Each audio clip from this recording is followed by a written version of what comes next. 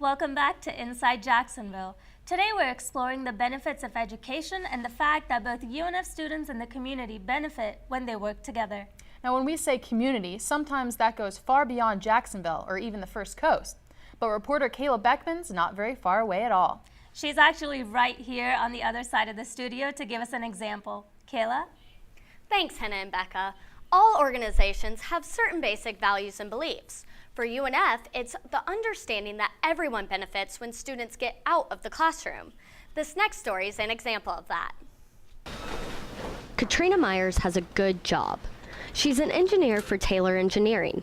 She's also the president of the Jacksonville chapter of Engineers Without Borders.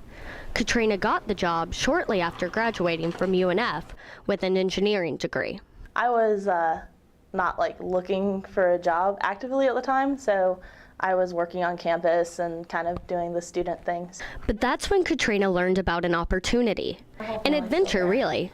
She signed up for a service learning class in Africa, Ghana to be specific. I didn't think too much about what impact the Ghana project would have on me starting my career. This is Tamale, a tiny little village in the northern part of Ghana. Living conditions needed upgrades, buildings, water, and drainage systems, all sorts of facilities. Myers helped establish the children's home here.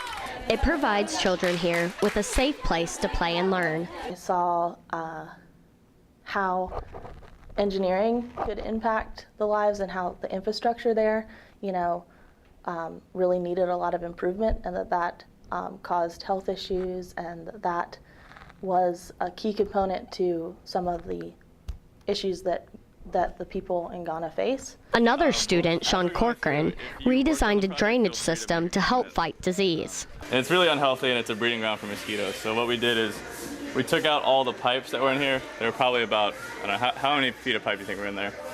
I'd say close to 60 or 80 feet of pipe that just weren't working. They were filled with dirt and water. So we took all those out, and then we just took the soil from all the digging that we did, mixed it with some cement and water, and filled it in. So now we have, it's just a solid block. Yeah, here's the water. It's pretty disgusting. Professor Marcia Ladendorf is the director of the Ghana project. She says the project isn't designed to save Africa.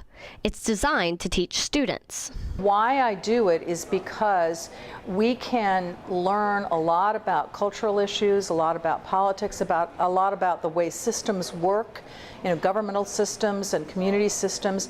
And then we can actually take all that knowledge over to a place. So really what's happening is that my students are learning a ton, and it's very dynamic learning. So it's stuff that sometimes they don't even realize has stuck until years later. I'll get a letter from somebody saying, wow, I just thought about this. Oh my gosh, I never would have been able to do this if it hadn't been for that experience.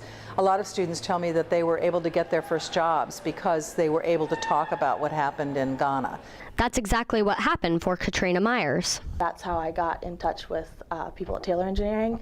I made a presentation to the Engineering Advisory Council, and somebody who happened to be the president here saw my presentation and asked if I could come for an interview.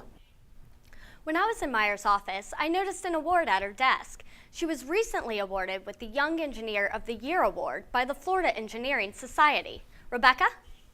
Kayla, what about Sean Corcoran? What's he up to now? Well, actually, he's thinking about making a huge change in his life. Right now, he has a great job in our nation's capital, but he's actually considering leaving all of that behind. He wants to teach at the university level so that he can do projects similar to the Ghana project. Rebecca? Thanks, Kayla. Well, we've given you a couple of slices of UNF's involvement in the community, but what about the big picture? We'll hear from one of the leaders of Jacksonville's #1 think tank. You'll want to hear what she has to say. Stick around.